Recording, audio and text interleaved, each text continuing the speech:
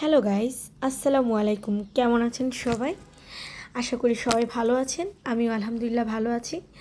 আমি এসেছি travel with Rekha channel থেকে আপনাদের কাছে শেয়ার করতে আমার ইজি প্রসেসে একদম টেস্টি, একদম ইয়াম্মি 3টা ভর্তা। একদম আপনারা বাসায় যে যেমন বাসার যে জিনিসগুলো থাকে ওইটা দিয়ে একদম সোজা উপায়ে কীভাবে ভর্তা বানাবেন সেটা শেয়ার করার জন্য। তো আমি মরিচগুলো টেলে নিয়েছি, মরিচগুলো আমি হাত দিয়ে ভালো করে ম্যাশ করে পেঁয়াজের সাথে ভালো করে ম্যাশ করে নিব। আমি আজকে ফার্স্ট ভর্তা করব কাঁচকলা। কাঁচকলাটাও পেঁয়াজের সাথে ভালো করে একদম ভালো করে চটকিয়ে ভালো করে মিশিয়ে নিব, যাতে মরিচ, পেঁয়াজ আর কাঁচকলা একসাথে ভালো করে মিশে যায়।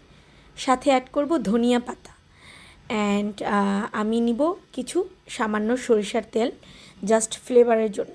সো গাইস, আমার হয়ে গেল ভর্তা। দেখেন একদম ইজি প্রসেস। জাস্ট কাঁচকলাগুলো আমি আগে সিদ্ধ করে নিয়েছিলাম ভর্তা করার জন্য। সো সেকেন্ড আমার হয়েছে শুটকি। আমি চ্যাপা শুটকি নিয়েছি 200 গ্রাম।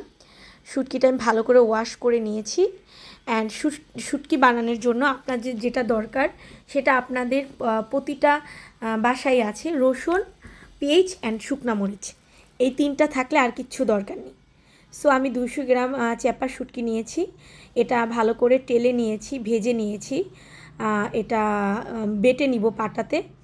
সো আমি আগে মরিচগুলো ভালো করে বেটে নিয়েছি, বিকজ মরিচগুলো তুলে নিব অনেকগুলো মরিচ। সো এই সেম মরিচের পাটাতেই আমি আমার শুটকি ভেজে রাখা শুটকিটাও ভালো করে বেটে নিব পাটাতে, কারণ পাটাতে বাটলে ভর্তাটা অনেক মজা হয়, অনেক টেস্ট হয়। সো আমি ভর্তাটা ভালো করে বেটে নিয়েছি। থার্ড আমার ভর্তা হচ্ছে হেসি শাক। আমি হেসি শাকটা ভালো করে ধুয়ে আমি পানি ঝরিয়ে এটা ভালো করে ভাপ দিয়ে সিদ্ধ করে নিব বাটার জন্য। যেমন আমি শুটকিটা ভালো করে বেটেছি, সেম পাটাতে আমি শাকটাও ভালো করে বেটে নিব ভর্তা করার জন্য। সো আমার শাক বাটা অলমোস্ট শেষ হয়েছে। ভর্তাটা দেখেন, শুটকিটা আমি আগে ভর্তা করে প্লেটে রেখেছি। অতিরিক্ত যে মরিচগুলো ছিল, শুকনা লঙ্কা, ওইটাও আমি আলাদা করেছি। এখন দেখেন সেম পাটাতেই আমি শাকটাও বেটে নিলাম, যাতে খাবার জন্য উপযোগী।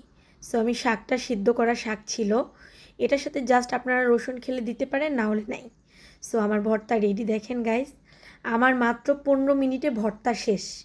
তো আপনারা যারা বাইরে কাজ করেন, যাদের ভর্তা খেতে ইচ্ছে করে, তারা আমার এই সহজ রেসিপিটা অ্যাপ্লাই করবেন। একদম ইজি। জাস্ট আপনার ঘরে যেগুলো জিনিস আছে ওইগুলো দিয়েই আপনি আপনার পছন্দের ভর্তাটা বানিয়ে ফেলতে পারেন জাস্ট 10 মিনিটে। সো গাইস, আমার ভিডিওটা দেখবেন, ভালো লাগলে আপনারা অবশ্যই বাসায় বানিয়ে খাবেন, বিকজ মাঝে মধ্যে ভর্তা খেতে আসলে সবারই মন চায়। সো আমারও আজকে ইচ্ছে করেছিল, সো আমি ঝটপট করে বানিয়ে নিলাম। Thank you guys, see you next video.